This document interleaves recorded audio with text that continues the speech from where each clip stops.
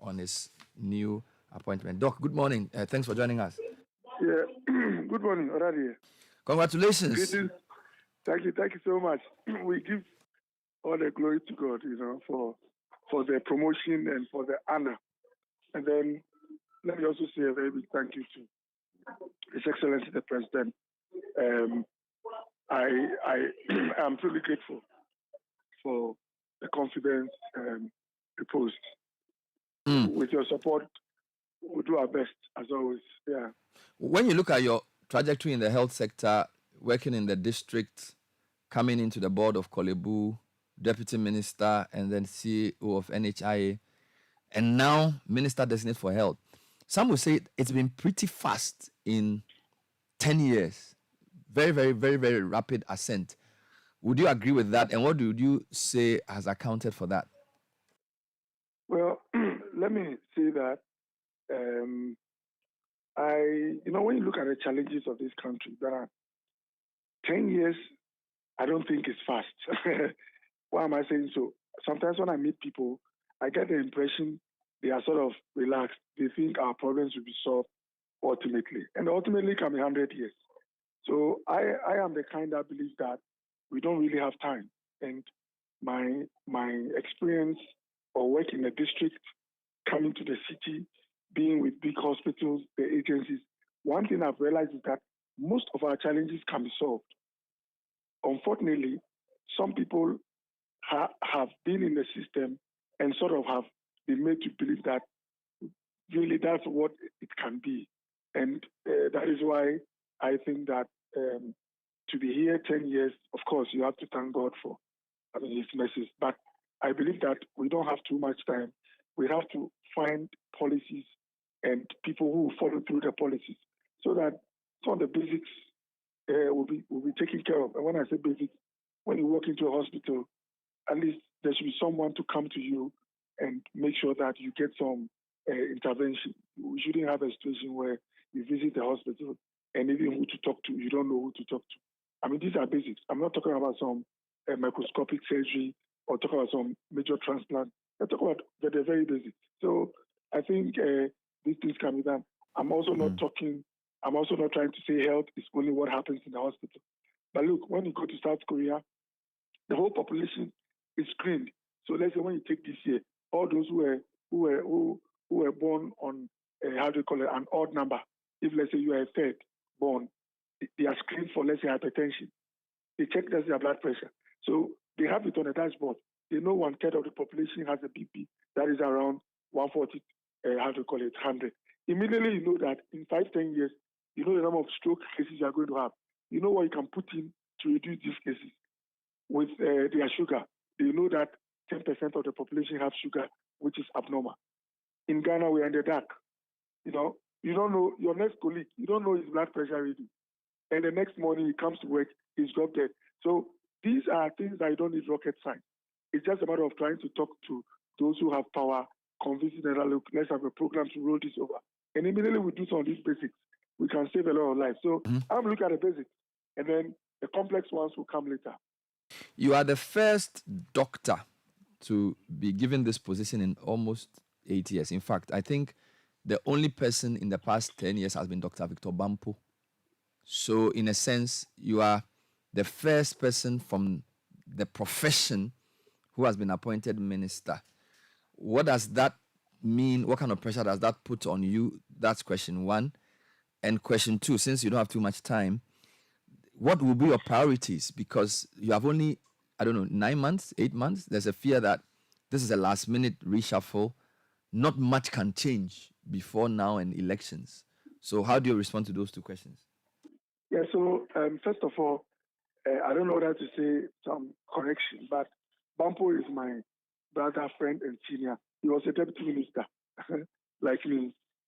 So yeah, I was referring to the ministry in total, but you are right. Absolutely. In terms of substantive Absolutely. minister, it's even a longer time. For a long time, we've not had a doctor. I think apart from Dr. Anane, I don't recall a medical doctor running the ministry. So you are right. It's even a longer time. Yeah. And a few years, the outgoing environment minister was the first minister of health under President Kufuor. So just for the information of the public. Okay. Already, you know, when I went to Kolebu, what I did was that I sat with those who have been there for a long time.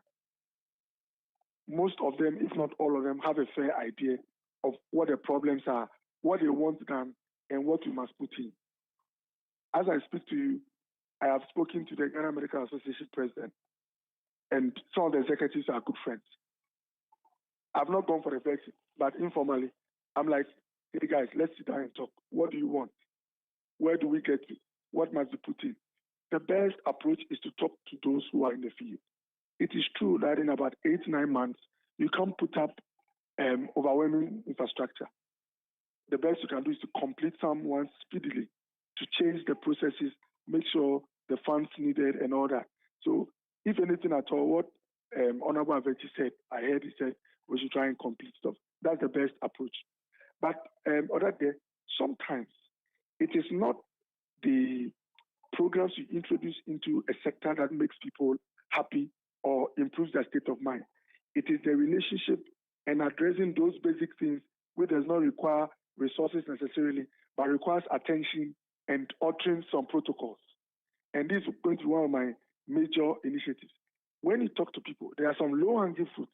When you talk to doctors, they can tell you, Doc, these 3 things have not been structured properly. Can you rearrange them?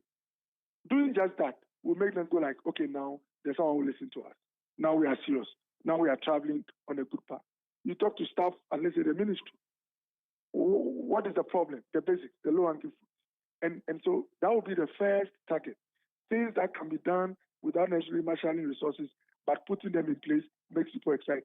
Let me say something on a light note. When I went to the National Health Insurance, I was like, you go to other organizations, you can easily pick coffee and drink whilst you are waiting for someone or Milo.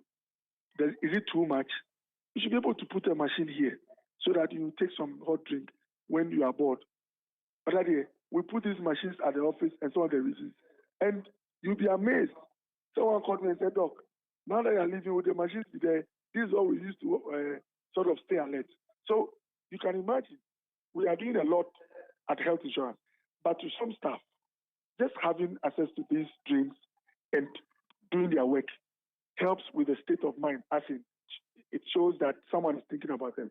And if we do a lot of these things, make the stakeholders happy, understand them, get on the path that they want, we might not get to the destination, but just getting on the path is likely to make an impact. And so, and before I forget, there are some few projects which look like hallmarks for performance, or which people use as indicators for performance. How Kolebu functions, what you meet or what you experience when you go to Kolebu. Although I'm not the CEO, I'm going to work closely with those who head these facilities to make sure that the ordinary Ghanaian experiences some significant change in terms of the experience in the hospital. This morning I was watching TV, someone said, Okoe-Boye should go and clean up the maternity block at the Kolebu Teaching Hospital. You know, to paint, if not to break the whole structure down. I know we have a program. When I was in Parliament, we approved a loan facility to build a new maternity block. I think about 400 or 500 beds maternity block. Maybe because of procedures and funding and all that. I don't know where it is now. I'll get to the ministry and check. But other day, it is possible to just give a facelift to what we have. At least make it tidy, make it decent, make it comforting when people enter. That can be done. It's not rocket science. And I believe that if we don't have maybe the resources available to build a new block, we can find the resources to give a facelift or to clean up the ones that we have. So these optics, these what I call memorials, which people used to judge us, I'll put a lot of attention so that at least people can say that, look, we are getting somewhere. Yeah. Just finally, the 2 big issues. Look at the Ghana Demographic Health Survey. Double disease burden is big. Exodus of medical professionals is also pretty serious, particularly doctors and nurses in the past couple of years. Is it realistic to expect anything in those areas within the short time that you have? Look, when President Kufuor came, there were 2 major interventions he put in place, and all of a sudden, immigration of doctors slowed down. One, he established the College of Physicians and Surgeons. Before he came, for you to become a specialist, you had to go through what they refer to as the West Africa College. Go to Sierra Leone, sometimes travel to Gambia, others had to go to UK just to be a specialist. And because doctors couldn't see their way clear in terms of advancing themselves, they had no option than to leave. Immediately, the college was put in place, and the Ghana College came, where now you could be in our hospitals, get a necessary accreditation, and be called as into the college as a specialist. It slowed down the immigration significantly. And guess what the second one was? So, a waiver for importing cars, because most doctors said they struggled a lot to own a car. And President Kufuor had, that government had this system where if you present yourself as a physician, you are able to clear a that one was even 1.8 liter vehicle without paying duty. And just these two things made a lot of doctors happy, a lot of health workers happy. Doctors, I said, well, I'll meet them. When you meet those in the field, they can tell you 2-3 things that when you put in place, their state of mind and pressure comes down. And I believe it is possible. Sometimes, if nobody, I'm not saying no one has talked to them, but if you don't pay attention, you might miss out on very basic things which can slow down the numbers. And look, we also have to do some radical thinking. Cuba trains doctors in drones and then sends some to other countries. Instead of the doctors coming on their own, they post them and they get remunerated. It raises revenue. You know, other than you know economics more than me. I was reading about South Korea, how they developed. At a point, to raise more forex to improve their balance of payment situation, they were not only exporting, how do you call it, electronics. They were exporting human beings, as in they sent their citizens to Germany to go and work in coal mines. They send nurses to Germany so that they remit and get forex. We've come to the place where we are training more nurses sometimes than we need in our hospital. Let's have some radical thinking. Is it not possible to have a program that is clear to make sure that we have enough nurses in our hospitals and also give the UK or New Zealand or Australia some nurses where we know how much they get, we know how much comes into the country as our share of the bargain and all that.